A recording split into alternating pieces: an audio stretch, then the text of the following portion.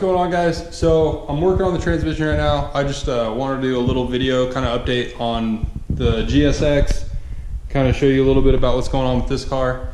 So I'm still waiting on the head to get back from the machine shop. It's been there for like 4 months, so I'm hoping it's back pretty soon. And once that comes back, then I can actually do the cool stuff and the stuff everyone wants to see, which is putting the motor back together, you know, assembling the long block, getting the trans mated back to the motor and getting them in the car, and pretty much all the cool stuff. This stuff's just boring, you know, so I didn't want to make a huge video on it. I mean, no one wants to see a 30-minute video pulling a trans apart. So pretty much just kind of doing some little stuff to the car here and there. It's just kind of some preventative stuff, I guess.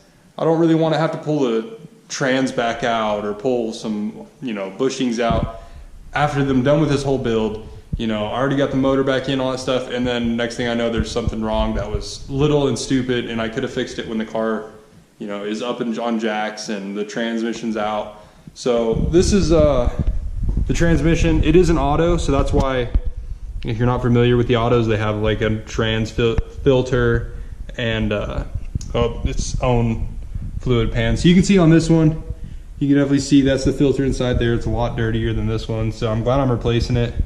It's pretty simple. It's just 4 bolts and it pops right off. So next I just have to scrape this old gasket off this transmission pan, and I'm glad, you know, there's a little bit of rough spot right there, so that's pretty good that I'm doing that. And then I'm going to go over it with some Scotch-Brite, just clean it up a little bit, make it look a little better.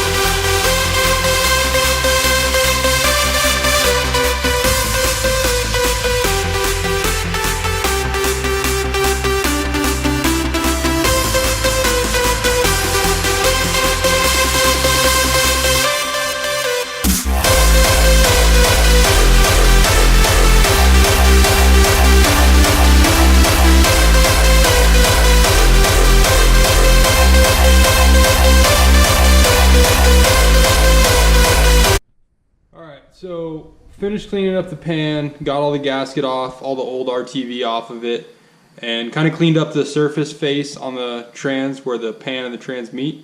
So kind of give you a little rundown on it. So this is how it looks now, a lot cleaner, doesn't have that gasket on anymore. It's got the magnets in there, and I went down, you know, used some degreaser on the inside of it and the outside, just kind of get anything that was left in there out.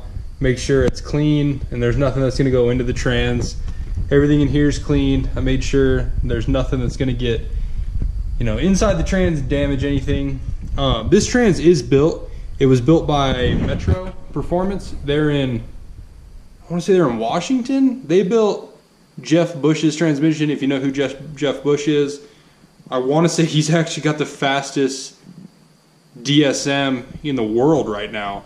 Like a 730 or something. It's just ridiculous. But they build his transmissions, and they build transmissions for English Racing. If you don't know who they are, look them up. I mean, they set records and pretty much everything. They're amazing. But yeah, so I'm pretty confident this trans is going to be fine. But because I don't want to pay for another transmission to be built, I'm just going to fix everything I can, or not fix, I guess, but do all the preventative maintenance I can right now. So I'm going to run around the pan with a little bit of RTV. I've got just, you know, just a little tube of it. You're supposed to let it cure for 24 hours before you put fluids in it, but this trans isn't going to see fluid for a little while still, so I'm not really worried about that. Yeah, I just cleaned everything up, made sure everything's good. Gonna run the RTV around it, put the gasket on, and put it back on the trans. I was gonna paint it, but there's really not enough on it that's bad to justify going through the whole thing and painting it, so I'm just gonna leave it how it is right now. In the future, you know, I may do a different pan. I've heard rumors that there's like Jeff Bush pans out there that he's custom made, and they're a little bigger and they're just better designed, so maybe if I can get my hands on one of those, I'll run that. But for now, I'm just gonna kind of put this on there and kind of show you how it looks once it's on. With the RTV, you just got to put a little bit on. So I'll do a little time lapse of that, I think. I don't know, the camera I think is about to die, so I might not, but we'll see. If not, I'll kind of show you guys how to do it. If you've never done one of these before, if you've never even done an oil pan, I guess, this is kind of the same thing as an oil pan. So if you've never done this, but you've done an oil pan, it's the same thing on a motor. You just want to clean it all up, make sure everything's good. And yeah, it's pretty basic, but I just kind of wanted to show you this because I see a lot of stuff on YouTube and a lot of stuff out there with these guys, you know, they take their cars to shops, which is fine if that's what you're into, but no one ever sees the true stuff that goes into building a car. Like this is, you don't want to have a, you know, however much it costs to build your transmission, you know, say $3,000. You don't want to ruin a $3,000 transmission because you don't want to take the 2 hours to clean everything up and put a new gasket.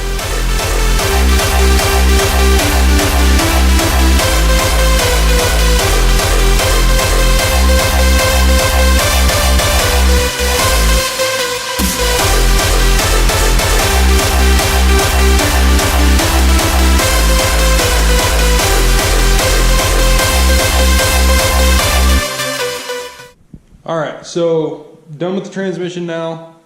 Got the pan back on, got the new gasket and the new filter in it. It's relatively easy, really didn't take much. One little tip, if you've never done something like this before, is after you're done, go around it and wipe off any excess RTV. Once it builds up on the outside, it becomes like kind of rubbery, and I don't know, it won't hurt anything if it is, but it just looks better if you do clean it up.